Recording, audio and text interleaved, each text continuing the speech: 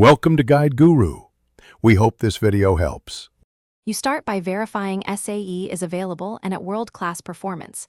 This matters because base stats drive every interaction. Once done, equip his finishing and movement skills, then set a striker-centric formation.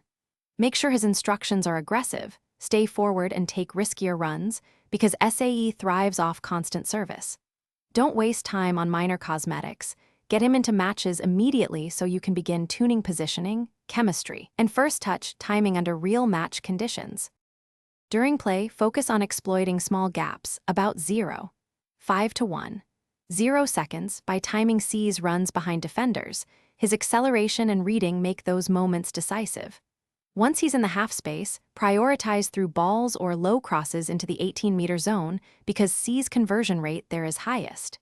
Make sure to take manual shots when the camera and angle allow, finesse for near post, chip if the keeper rushes out. These mid-game adjustments maximize C's gold-level traits and scoring rhythm. To finish each match or campaign, manage C's minutes. Rotate around 60 to 75 minutes to preserve form and avoid stamina-related dips. If he's underperforming, check 3 things: team chemistry, residual stamina, and whether opponents use extreme high press. Adjust tactics accordingly.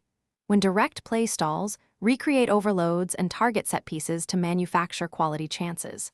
One key troubleshooting tip: if SAE isn't getting space, switch to a playmaker who draws defenders, then feed SAE the final pass for highest payoff.